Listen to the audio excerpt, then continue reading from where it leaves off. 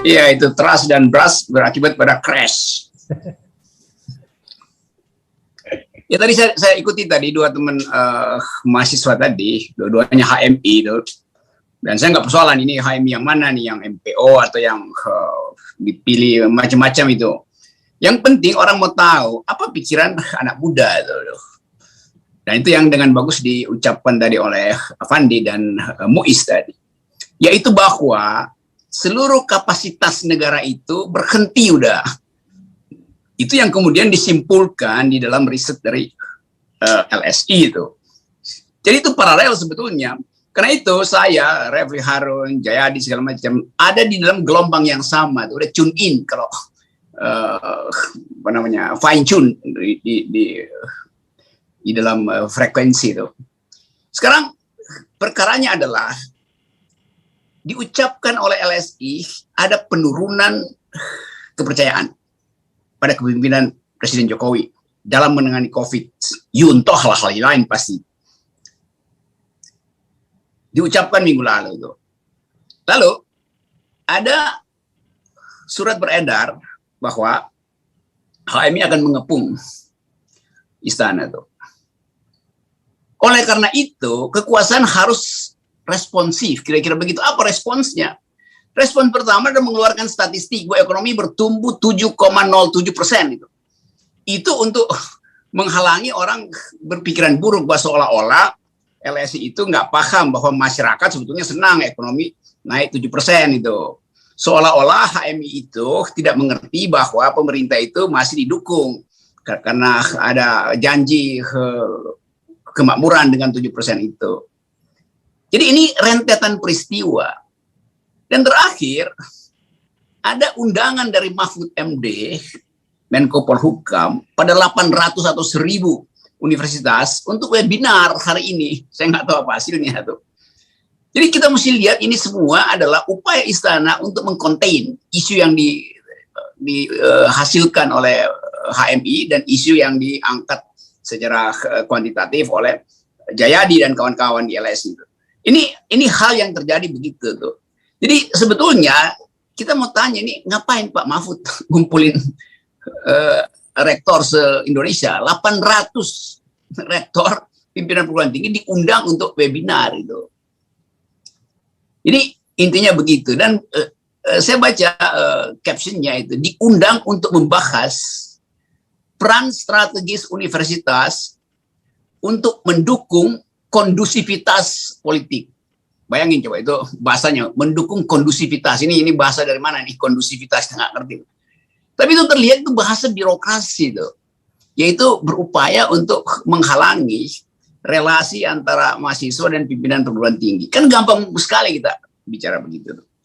Jadi itu soalnya. Jadi betul bahwa ada ketakutan, dan ketakutan itu terhubung dengan segala macam isu statistik yang memburuk. Sekarang coba saya ulas satu persatu. Tadi saya terangkan bahwa ada dua statistik yang diucapkan oleh LSI, bahwa tingkat kepercayaan terhadap presiden drop. Lalu ada statistik lain bahwa ekonomi Indonesia booming, naik 7%.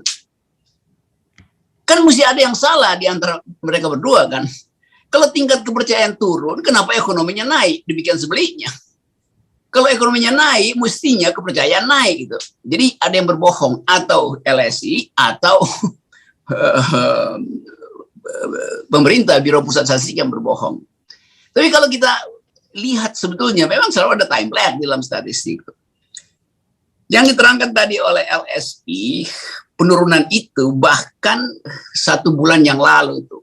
Bayangkan misalnya kalau dimasukkan statement Ibu Mega yang mengkritik Pak Jokowi, statement Effendi Simbolon yang juga menghajar istana, statement Puan Maharani yang memberi sinyal secara satir bahwa Presiden Jokowi gagal.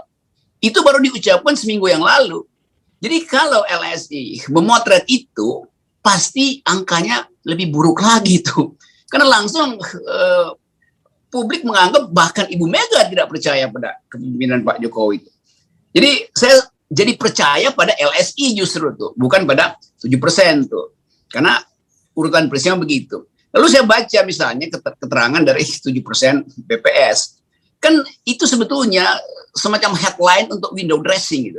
Semacam apa namanya tuh, showcasing gitu. Showcase. Hanya memperlihatkan supaya publik tahu Indonesia bertumbuh 7%. Padahal itu adalah perbandingan data kuartal pertama, kuartal kedua 2020 dan kuartal kedua 2020 dan kuartal kedua 2021. Jadi 7% itu angka palsu. Sebab di 2020 kuartal pertama kita minus 5 sekian. Jadi realnya sebetulnya cuma naik 2%. Bukan 7%. Jadi kenapa pemerintah pasang itu 7%? Ya buat nipu investor supaya tahu bahwa Indonesia tumbuh 7%. Jadi sebetulnya kesulitan kita adalah percaya pada presiden yang selalu tidak mampu untuk menerangkan keadaan sebenarnya. Kan BPS bisa bilang kita sebenarnya realnya cuma tumbuh 2%, bukan 7%. Karena dalam basis perbandingannya adalah minus 5 ke 7 itu artinya 2 tuh, bukan 7. Itu yang mesti diucapkan oleh media massa tuh. Supaya kita nggak ditipu tuh. Tapi sebetulnya lebih dari itu, kalau kita lihat berita terakhir, ada orang ingin bunuh diri di Bandung karena kesulitan ekonomi. Ada orang yang jadi gila di Jogja karena kesulitan ekonomi. Ada apa namanya, ojek online yang ditinggal sama istrinya sehingga dia jadi pemulung tuh karena kesulitan ekonomi itu. Ada orang yang pakai bikini protes di jalan raya karena kesulitan ekonomi. Jadi seluruh fasilitas itu menunjukkan bahwa memang yang diterangkan oleh pemerintah itu bohong, bukan 7%. Kalau 7% nggak ada orang yang mau bunuh diri itu. Jadi terlihat di situ bagaimana permainan, bukan permainan statistik, permainan komunikasi politik itu dimanfaatkan pemerintah untuk membujuk orang agar supaya percaya bahwa pemerintah masih mampu untuk menghasilkan harapan. Tapi ini ibarat, ini ada mobil siksak, lalu nabrak, terjadi kecelakaan tuh. Datang polisi mau nolong tuh. Penumpangnya nggak mau ditolong, karena takut bahwa itu bukan polisi sebetulnya. Jadi, kendati Presiden Jokowi terus-menerus menghimbau, tapi problemnya orang nggak percaya pada ucapan Presiden. Kan itu intinya kan, statistiknya LSI. Jadi orang tidak percaya apapun yang diminta Presiden. Maka yang mesti dilakukan adalah ganti orangnya tuh. Siapa? Rakyatnya diganti. Ganti rakyat yang percaya. Itu nggak ada. Jadi yang mesti diganti ada presidennya, bukan rakyat yang suruh percaya. Kan logikanya begitu tuh.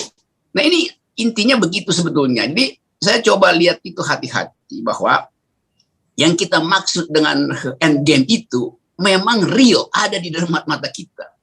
Nanti Basir bilang ya nggak ada. Ya, ini endgame-nya begitu jalannya sedang apa namanya? We are watching history in the making. Yang ujungnya adalah endgame. Jadi apapun kalau istana bereaksi ini dikompori, nggak dikompori, ini faktanya begitu. Kan nggak mungkin kita kalau istana bilang kepemimpinan masih ada, memang ada kepemimpinan, tapi orang nggak percaya.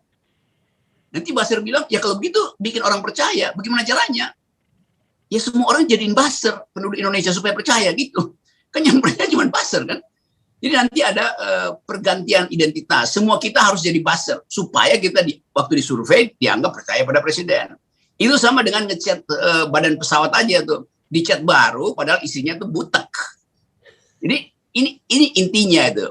Nah kita sebetulnya mau ingatkan aja bahwa kesempatan untuk memulihkan kepercayaan udah hilang. Mau dipamerkan statistik orang nggak anggap lagi.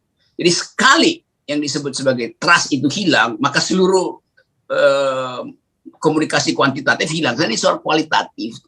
Orang merasa tidak etis presiden berbohong terus. Jadi kalau kebohongan itu udah masuk dalam psikologi, orang marah itu pertama-tama karena merasakan ketidakadilan.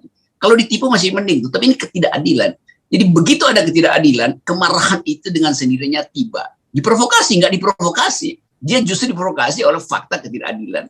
Jadi itu saya kira pentingnya, sehingga silakan HMI lakukan apa yang dia mesti lakukan, yaitu demonstrasi itu. Kan cuma itu intinya kan, sehingga rakyat akan lihat, oh ini siapa nih HMI, mana nggak penting HMI, karena orang cuma tahu atau HMI himpunan mahasiswa Islam atau himpunan mahasiswa istana, itu aja bedanya tuh. Jadi tinggal dipilih mau dinilai sebagai apa oleh publik, itu intinya tuh. Nanti saya lanjut lagi ya.